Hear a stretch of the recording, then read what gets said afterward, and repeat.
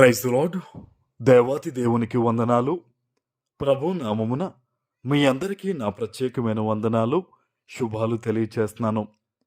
మరి అనుదిన వాగ్దానం వస్తున్న మన యూట్యూబ్ ఛానల్ని తప్పకుండా మీరు సబ్స్క్రైబ్ చేసి ఈ వాగ్దానాన్ని అనేక మందికి పంపించండి.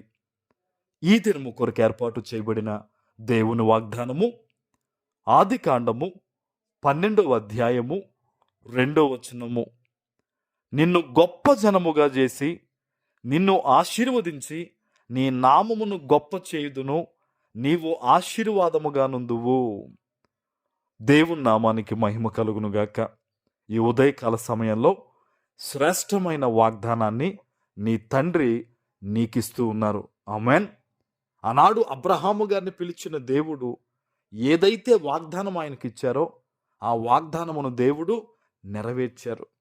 ఈరోజు ఈ ఉదయకాల సమయంలో దేవుని పాదాల వద్ద ఆయన వాగ్దానం కోసం ఎదురు చూస్తున్న నీతో దేవుడు చెప్తున్న వాగ్దానం ఇది. నిన్ను గొప్ప జనముగా చేసి నిన్ను ఆశీర్వదిస్తానంటున్నారు. మొట్టమొదటిగా నువ్వు అనుకుంటున్నావా ఇంకా వివాహ విషయంలో ఒక క్లారిటీ లేదు, లేదా చాలామందికి వివాహమైన గర్భఫల విషయంలో ఒక అద్భుతం జరగక, కుటుంబంలో సమాధానం లేక, పిల్లల జీవితంలో భవిష్యత్తు అధోగతంగా అయిపోయి అనేక రకాల సమస్యలతో ఉన్నావా? దేవుని వాగ్దానమే ఈరోజు నీ జీవితంలో ఒక పరిష్కారం. ఆమేన్. ఒక మాట ఉంటుంది బైబిల్లో, ఆయన తన వాక్కును పంపి వారిని బాగుపరచును అని. దేవుని వాక్కు చాలా విలువైంది. ఆయన ఒక్క నోటి మాట పలికితేనే ఈ సర్వ సృష్టి ఏర్పడినప్పుడు యేసయ్య సముద్రాన్ని గద్దించాడంతే, సముద్రం నిమ్మలమైపోయింది. గాలి ఆ విసరడం ఆగిపోయింది. అంటే ఆయన నోటి మాట ఎంత విలువైందో చూడండి. ఈరోజు ఆ మాట దేవుడు పలుకుతూ ఉన్నాడు. ఆయన నిన్ను గొప్ప జనంగా చేసి నిన్ను ఆశీర్వదిస్తానంటున్నాడు ఆయన. మరొక మాట చూడండి, నీ నామమును గొప్ప గొప్ప చేయుదును, నీవు ఆశీర్వాదముగా ఉండు అంటున్నాడు ఆయన. నీ నామాన్ని ఆయన ఏం చేస్తారట? గొప్ప చేస్తారట. బహుశా ఈరోజు చాలామంది చేత తృణీకరింపబడుతున్న వ్యక్తిగా ఉండొచ్చు, లేదా ఒక మంచి పేరు కోసం కష్టపడుతున్న వ్యక్తిగా నువ్వు ఉండొచ్చు. ప్రభు చెప్తున్న మాట చూడండి, నీ నామాన్ని గొప్ప చేస్తారట ఆయన. ఇన్నాళ్ళు కూడా నేను పలానా కంపెనీలో పనిచేస్తున్నాను, లేదా పలానా వ్యాపారం చేస్తాను అనే వ్యక్తిగా చెప్పుకుంటారేమో, కానీ దేవుని వాగ్దానాన్ని నమ్మితే గనక నీ పేరును దేవుడు గొప్ప చేయబోతూ ఉన్నాడు. అద్భుతంగా నిన్ను కట్టబోతూ ఉన్నాడు దేవుడు. ఆమేన్. దేవుని యొక్క మాట చాలా చాలా విలువైంది ప్రియ దేవుని బిడ్డ.